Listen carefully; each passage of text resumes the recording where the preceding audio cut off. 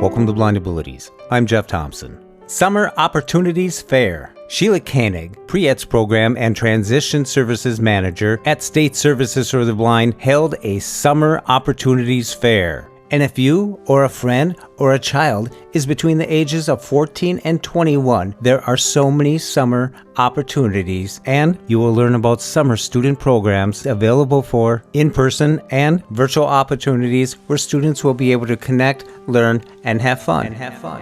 And in this podcast, you will hear from Michelle Gibb from Blind Incorporated, Chris Correia at the Lighthouse Center for Vital Living in Duluth, John Filek from the Helen Keller National Center, Brittany Thomfor from the Minnesota State Academies, Hannah Peach from LEAP, that's Learn, Earn, and Prosper, Julie Kochevar from the Summer Transition Program, STP, Lauren Greeley from Vision Loss Resources, and hosting the Summer Opportunities podcast, Sheila Koenig, Pre-ETS Program and Transition Services Manager at State Services for the Blind of Minnesota. And be sure to check out the links in the show notes and find out more about all the opportunities presented in this podcast. And to learn more about the summer opportunities, be sure to contact your counselor at State Services for the Blind. And without further ado, here's the Summer Opportunities Fair with your host, Sheila Koenig.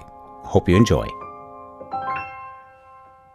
We are so excited that all of you are here tonight. I feel like a lot of my favorite people are right here in the room. So really nice to be with you. Really excited about so many in-person opportunities for students again this summer. I know it's something that, gosh, they are really craving, right? I think we all are. So this is a really great space to be to learn about the programs. All right, we can get this party started. Okay, I'm now wishing I had a nice summer song going in the background. So Jeff, maybe in the podcast, find a nice summery song to play as a lead-in. So we are going to go ahead and just go in alphabetical order, and we will begin with Blind Incorporated. And I believe we have Michelle Gibb here to talk about Blind Incorporated programs. Yeah, hi everyone. My name is Michelle Gibb, Youth Services Coordinator at Blind Incorporated. We're located in Minneapolis. Today I'll talk about our PrEP program that serves students 14 to 21 who's in high school or have just graduated. And so the program this year is in person, and the dates are June 11th to July 31st. And ours will be staying in apartments in St. Paul. So for the first month of the program, our students will be taking classes such as Braille, orientation and mobility, home and personal management, assistive technology, and career readiness. After the first month, all of our staff and students will be headed to the National Federation of the Blind National Convention, which will be in New Orleans this year, so that's super exciting. After we get back from that, students will work on a lot of job readiness skills such as interviewing, professionalism, writing cover letters, and resume building. And then during the last 2 weeks of the program, we'll be doing various work-based opportunities. So that could be getting CPR and first aid certified or different volunteer opportunities throughout the community. This will allow students to build their resume, have an idea of what they may like or dislike, and have a better understanding of what that type of work schedule may entail. Throughout the program, students will have various confidence building activities as well. This gives students the opportunity to utilize the skills they've learned in class in a different setting and an environment. Some of these activities may include going to an amusement park, the Mall of America, adaptive cycling, rock climbing, and I also have students kind of have input on what they may like to do or want to try. A lot of times students have never gotten the opportunity to do some of these things, and they're like, oh, hey, I think it might be a good idea to figure out how to go to the movies. And we'll work together to figure out how to utilize public transportation to get there, ask for audio description, and find a seat, order food, and everything like that. So that's kind of the gist of the program. We're still taking applications at a first come, first served basis. We're trying to finalize numbers in the next week or so. So if anyone's interested or has any questions, feel free to contact me at any time. Right. Thank you so much, Michelle. And next we have Duluth Center for Vital Living. Chris, you are up. I was stuck between screens, excuse me.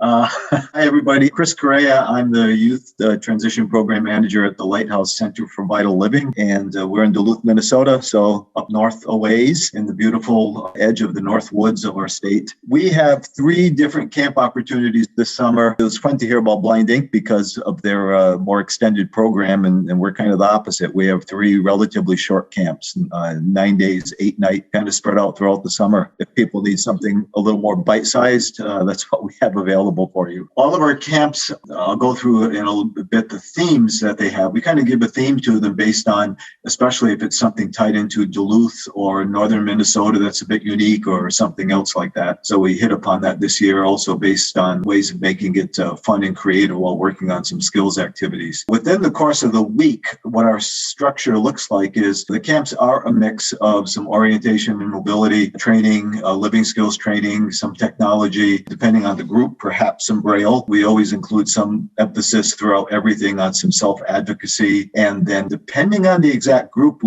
and needs and interests and goals, we can usually build in a little bit of career focus, especially if we have some guests that come on to speak because it relates to the theme of the camp. And I'll get to that. And then, of course, leisure. When it comes to applying in deadlines, the information that I'll ask Sheila to distribute, our flyer, there's something on there noted preferred deadline and then after. And because the camp is shorter, we will take folks that have their applications in a little sooner because we'll use that to kind of shape the exact structure of the camp depending on people's overall goals, skill levels, and interests. And we can be a little flexible that way with at least the earlier applicants, and more people apply later as we're able to take them because we can go pretty late with that as long as we can accommodate you. We can't necessarily build in that as custom for you, but usually it works out okay. So we really try to make it meet what you are interested in and what your goals are, and have you get everything a notch up by the time you leave at the end of the week and your different skills. So our first camp in June, and that is Saturday, June 11th to Sunday, June 19th. So all the camps run from a Saturday to the following Sunday and the week in between. We're calling that training for the marathon of life. So within the mix of skills training that I mentioned, Grandma's Marathon happens in Duluth. It's like a world-class marathon with 20,000 participants. And so we're theming things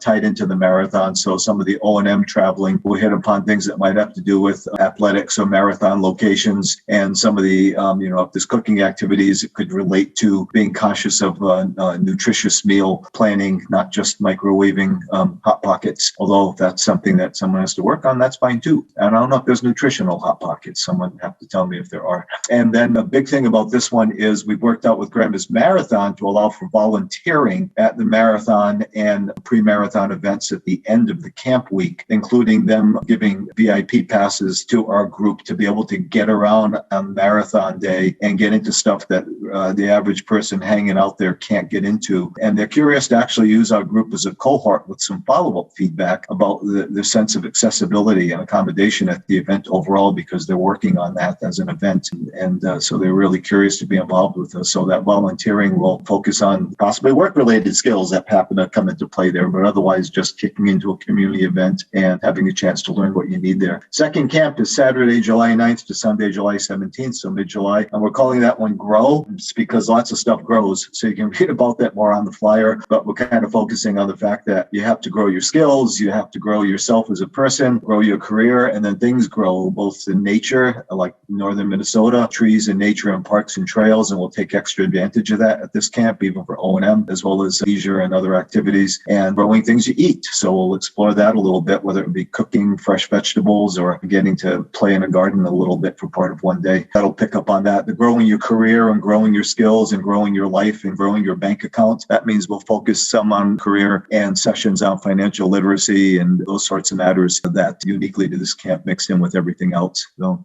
And then the last camp is called O&M, TDL, and TKD. And everybody knows what the first parts are, but TKD is Taekwondo.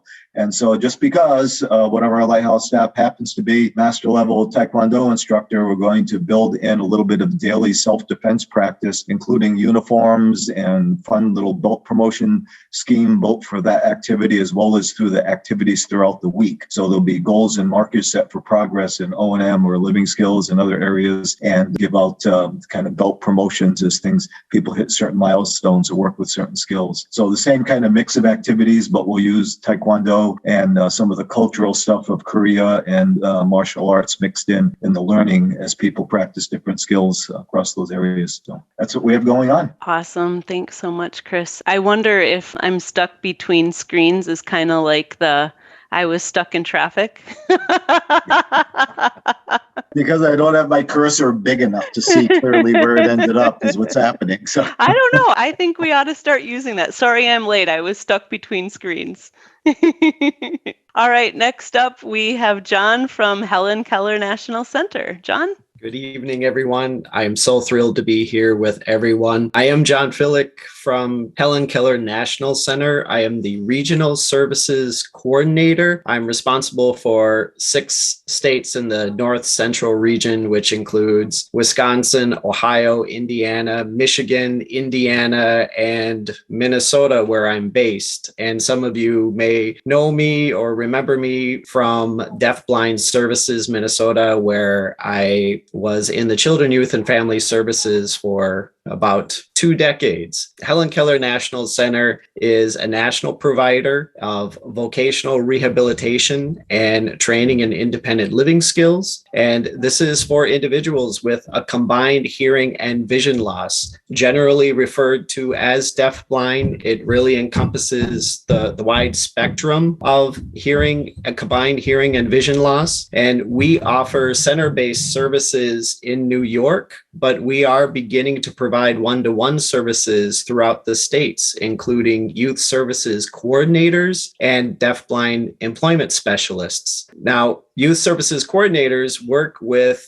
pre-employment transition youth. That's 14 to 21, as we all know. And we have 3 exciting programs this summer at the center. And should there be enough interest that in-person will expand to virtual programming. The first one we have is the Empower program. It actually stands for My Pursuit of Work, Empowerment, and Resources. It's from July 25th to August 5th. It's 2 weeks. And this is the introduction to the world of work, learning from deafblind peers and mentors with an emphasis on self-advocacy, making informed choices, and determining goals for after high school. The other program that we have is called the Summer Youth Vocational Program.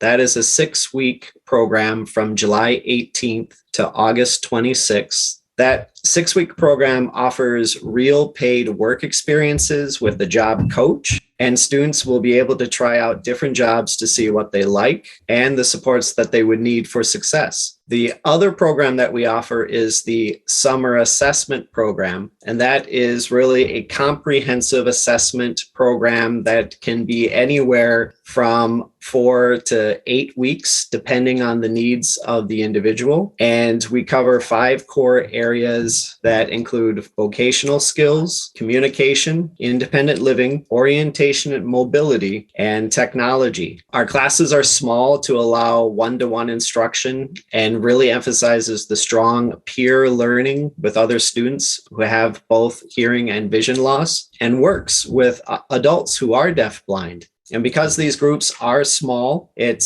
really is a first come, first served basis. So try and get those applications in as soon as possible. And if interested, please reach out to me. I listed my contact in the chat, and I look forward to talking to all of you soon. Thank you. Thank you very much, John. Next up, we have Brittany from Minnesota State Academy for the Blind. Hello, everyone. My name is Brittany Thomfor. I'm the Director of Student Support Services for Minnesota State Academies. For those of you who are not familiar with us, we have 2 campuses. We have the Blind School and the deaf school. We do support students who are deaf and hard of hearing, blind visually impaired, and deaf blind. Tonight, I'm speaking only about the blind campus, but I wanted to share we do have multiple opportunities. And this summer, we have an extended school year program, and many people don't know or are not aware that we open up our extended school year programming to students who do not attend the academies during the regular school year. So school districts and IEP teams can refer their students to us to attend MSAB for extended school year. The important piece is that it's part of the IEP. It needs to be a service that has been determined through the IEP team. And then from there, we take it and hopefully have some fun during extended school year,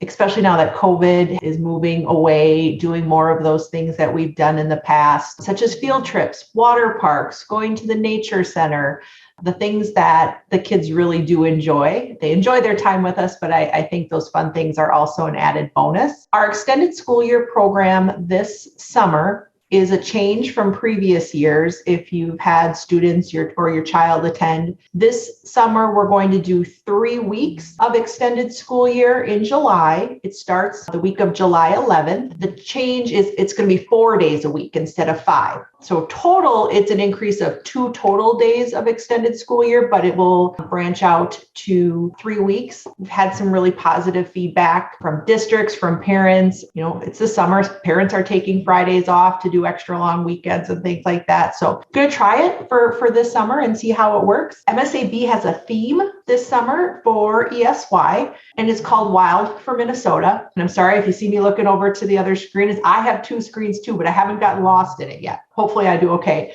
And the theme is about exploring the history, the culture, recreational activities of our great state. So it looks like the students will have a lot of fun in addition to learning. We specialize in, working with students who are blind and visually impaired. So we have the related services that are needed to support students, such as O&M, speech and language, OT, you name it, and we can help support that this summer. Are there any questions? I'll put my information in the chat, and I do have a flyer that I will send to Sheila that can be sent out that has my contact information as well. Parents, districts, if you're considering this, you can always come and tour as well before ESY if that is helpful for making a decision. We can be your ESY programming, or we can be in addition to what a district is already providing for extended school year. Just want to note that the deadline for getting referrals to us is May 2nd.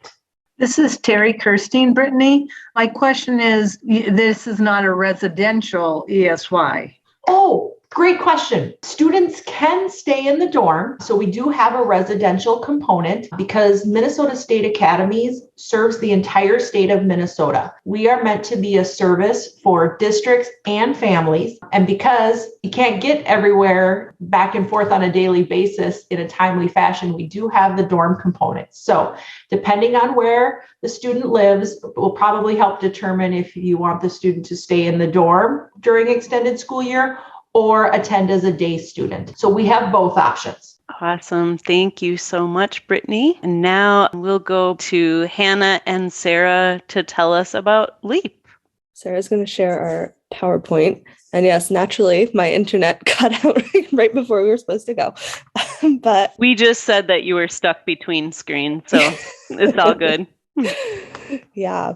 So I am the virtual program coordinator for the Learn and Earn and Prosper, or LEAP program. Sarah is the program coordinator, and we are stationed in Burlington, Vermont. So we're way up north, Northeast Kingdom. So I'm mostly going to be talking about what we do virtually. We do, as it says here, we offer both virtual and in-person, but Minnesota is quite a haul. So I'll be talking about our virtual options. And so LEAP is a program out of our local nonprofit resource, which provides training to blind and visually impaired youth and gives them the opportunity to gain the skills they need to become independent, confident, and productive. And our outcome, our goal is to increase their employability. Wanted to start by telling some stories about some students we've had virtually, starting with Brian, who is a Minnesotan. We found him through Shane DeSantis, and Brian's been awesome. He joined Work-Based Learning last summer, which is our paid work program. It was a coding program. He felt like maybe he wasn't being challenged enough, so he advocated to take more on, do more involved tasks, and he pushed out of his comfort zone. And this winter, we hired him hourly, like beyond just our work program, as a student leader for our national virtual program. And he recently got a full-time job at ImageTrend as a software developer, which is super exciting. So we love having Brian around. We also find that virtual can be really good for students like Lily, who maybe not quite ready to commit to residential, who are sort of shy, want to just sort of dip their toes in. And so Lily, originally, she was really reserved. She really struggled to advocate for her needs and really communicate with us at all. She was having a lot of trouble at one point, and I just remember her being so nervous to bring it up with us. But she was with us in our recent spring program, and she was so much more engaged. She was talking about what she needed. She was volunteering to lead icebreakers in our check-ins every week, and she expressed a lot of pride in accomplishing that. So it was great to see her gain that comfort and that confidence. And she's been enjoying it so much that she decided she's going to join us for residential this summer, which was great. Yeah, Sarah was celebrating. But yeah, so I'll talk a little bit more about what exactly we're doing this summer and what our work programs are. So we are offering 2 work-based learning programs from June 20th to July 22nd. These programs typically meet once or twice a week for about an hour each, and they have tasks throughout the week, which they'll be working on. They will be fully hired by us. They will be paid either minimum wage, or if the sending state, so Minnesota in this case, if the minimum wage is lower than Vermont's minimum wage, we pay them Vermont minimum wage. And our 2 programs, first we have coding, which is this time an app and game designer, which we're really excited for. We're partnering with a woman named Amanda Rhoda, who is a certified TBI and computer science educator at the Washington School for the Blind. And our goal is to have all the students, work together to create an accessible game using the coding language Quorum. And our hope is that they'll create this game with the goal of using it for future programming, using it to help onboard new students, maybe help them get to know each other, help them get to know how our program runs. And yeah, we're really excited about this one. It sounds like a lot of fun. And our second one is Instagram content creator. We kind of have like 2 potential outcomes, either content creator in the form of like creating an Instagram post telling their story and including a photo to post on our Instagram page, or telling their story through a video and editing it to post on our video page. And this is in collaboration with Becky Holt from Vermont Story Lab, which is what it sounds like, a story lab for like journalism, telling stories. And Becky Holt is wonderful to work with. We've worked with her several times now. And also with Media Factory, which is a local production company who is going to support students with weekly workshops teaching very basic accessible editing skills, most likely just through like phone apps. They'll learn to develop their own stories, and they will be posted on the Instagram page. And alongside those paid programs, we have unpaid programs throughout that same time period, June 20th to July 22nd. And these are accessible whether they decide to do the work program or not. They can just come to these, or they can do the work program and join these workshops. And they develop self-advocacy, work readiness, independent living, and beyond. So we'll work with certified vocational rehabilitation therapists for independent living, a certified O&M instructor for virtual mobility, which really focuses on self-advocacy, and some social time in the form of like dine-ins and our large group Friday roundups, which will be full program. You could do from the workshops, from the virtual, or from residential. And finally, we are also doing a 4-week culinary camp with a vision rehab therapist, which you learn basic kitchen skills, basic recipes, and they'll get a $25 gift card to a local grocery store. And in the past, people have had a lot of fun with that. So we're very excited to offer these this summer, and we're hoping to see some Minnesota students out here. Yeah. Awesome. Thank you so much, Hannah. I don't know, don't you all just wish you could go to all of these different programs and we could travel around the state together. That'd be so fun. Next up is Julie with Summer Transition Program. So Julie, it is over to you. My name's Julie Kochevar, and I'm here to talk with you about the Summer Transition Program. We're planning on having an in-person version of our program this year. We've been on hiatus because of COVID. Last year we did a 1-week virtual program, but this year our program runs from June 11th through June 26th. And it's designed for students who have completed 10th grade or grades above that through age 21. And students come together from all over the state to live at the University of St. Thomas campus in St. Paul. And they live in apartments and they focus on the areas of employment, independent living, and post-secondary education and training. So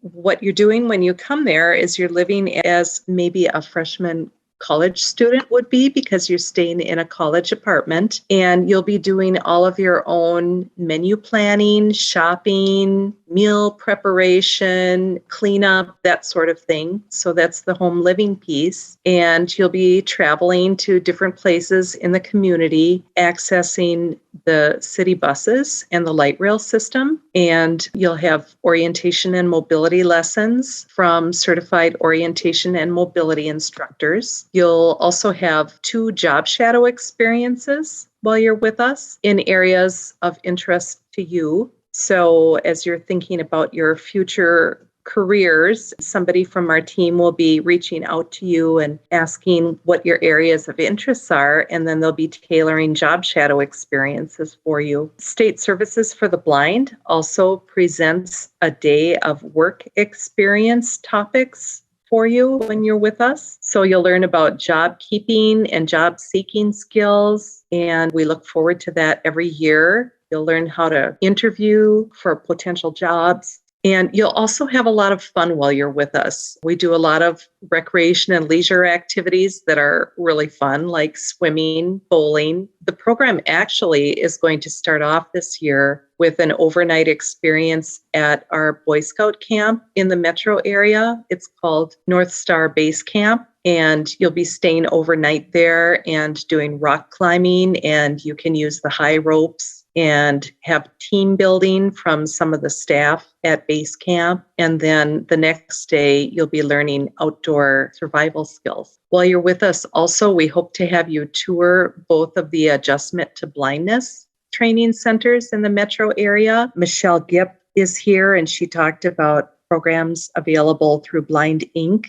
So we're hoping to have you visit Blind Inc. while you're with us. And we'd also like to have you visit Vision Loss Resources. And I think someone is here from VLR too. So those are some of the experiences that you'll have while you're with us. And I do see that we have some students here who are planning to attend. So if any of you have any questions for me today, I'd be happy to answer them. Otherwise, I hope I've given you a good idea of what the summer transition program is all about. I should probably add, for those of you who are teachers or parents or other service providers, that this program is really geared for students who are planning on being competitively employed after graduation. Students are probably going to be living independently, and they're probably planning on attending some sort of post-secondary training after graduating from high school. Does anybody have any questions for me? This is Isabella, and I'm from the Academy for the Blind. So with the vision loss resources and the Boy Scout camp, where will they be sleeping? So for the summer transition program time at both of those places, well, for vision loss resources, it would just be a tour. So you would not be staying overnight. And at base camp, I actually am not sure where they have people sleep. Okay. But they do have cots, and some of our staff will be also spending the night with you. Okay. So in addition to the base camp staff, we'll have staff there as well. Does that help? Yeah, that's a very helpful. Great. Awesome. Thank you so much. And speaking of vision loss resources, we have Lauren. I love that segue, by the way. That was perfect. It was perfect. It was well timed. So, hi, everyone. My name's Lauren, and I work at Vision Loss Resources.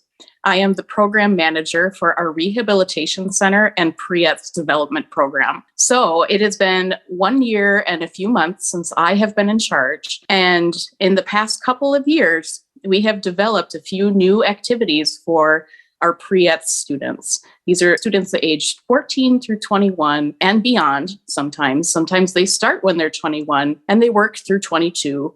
And that's just fine with us. One of the things that we value at Vision Loss Resources is that we meet you where you are. Not everyone is in the same spot from age 14 through 21. It's a lot different being 14 versus 21. We work with many students, especially right after high school, as they transition into the college career choice or into the workforce development unit. And we work closely with SSB and your counselors to ensure that we're meeting your goals on a weekly to monthly basis. And one unique thing about our program is you get to attend classes with people of all ages. And what I mean by this is it's not just ages 14 through 21. You will be attending classes with adults who have been working for some time and maybe have lost their vision as an older adult or maybe a mid-adult. A good example is myself. I used to have 20/20 vision. I used to drive my beautiful car, and my life changed when I was in my early 30s. I was 31 when I lost my vision. I lost my vision due to some childbirth difficulties,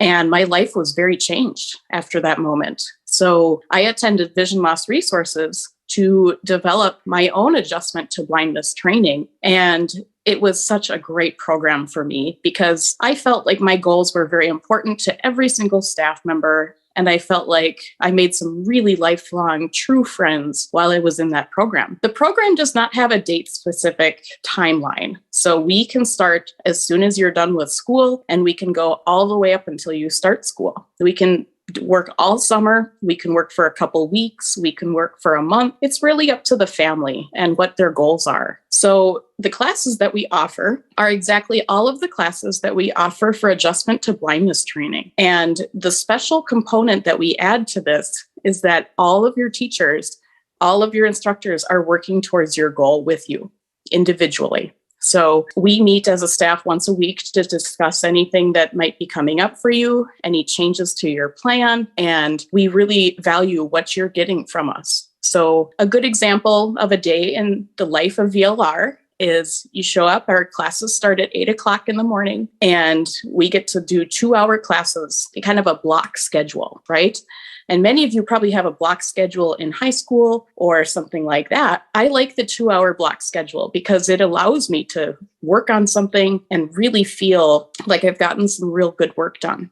So our classes offered are the Braille class with Melody. We have keyboarding that works on typing skills and not using your vision to see the keyboard with James. He's a wonderful instructor, very passionate about typing. That is definitely for sure. And those two are completely blind. And we have 2 instructors for assistive technology, Mohammed and Krista. And they have been with us and working really hard to develop the Pre-ETS curriculum for the summer, working on projects like slideshows, presentations, writing papers for classes, and you name it. If you want to work on something, we make it happen. So the other classes we offer are cooking and adaptive cooking, as well as TDL, which stands for Techniques of Daily Living. That's a lot like the home management course or ILS classes that you might have had in the past. And then we have, pardon my allergies, everybody feels that, right? And then we have orientation and mobility. And some fun news there, we just hired an additional instructor. So we have 2 full-time instructors. We have Kelly McCrary and Jason Bushland. And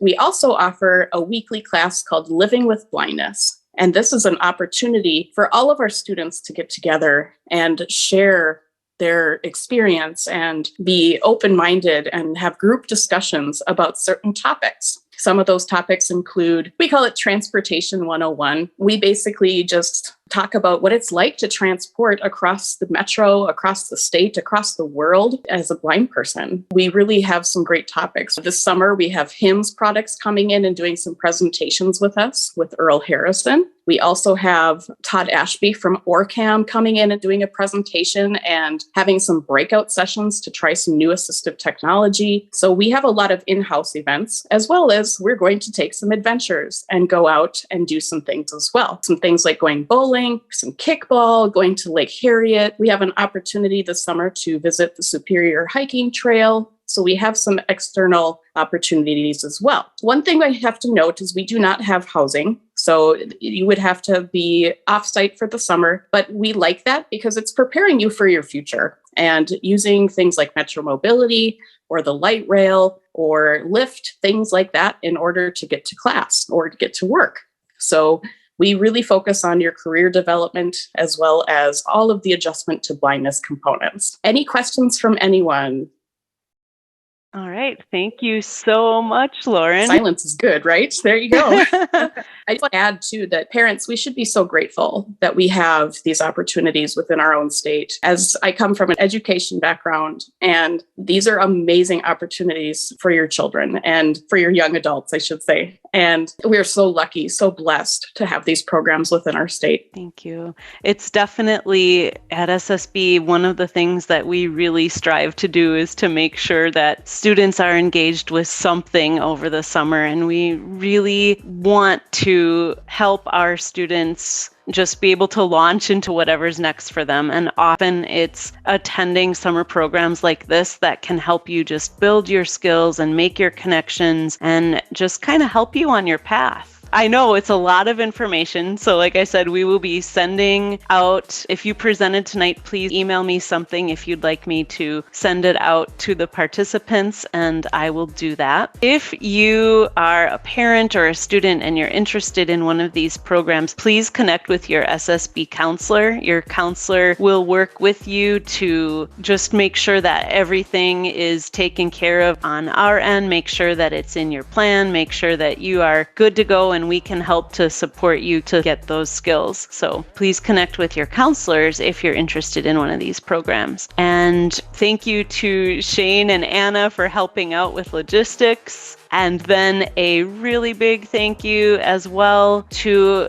all of our community partners. We really are lucky to have all of you. You are some of my favorite people. You know that. I wish we were in person.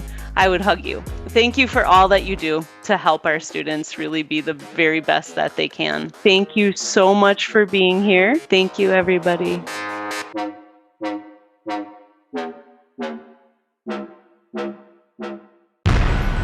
When we share what we see through each other's eyes, we can then begin to bridge the gap between the limited expectations and the realities of blind abilities. The realities of blind abilities. Blind abilities.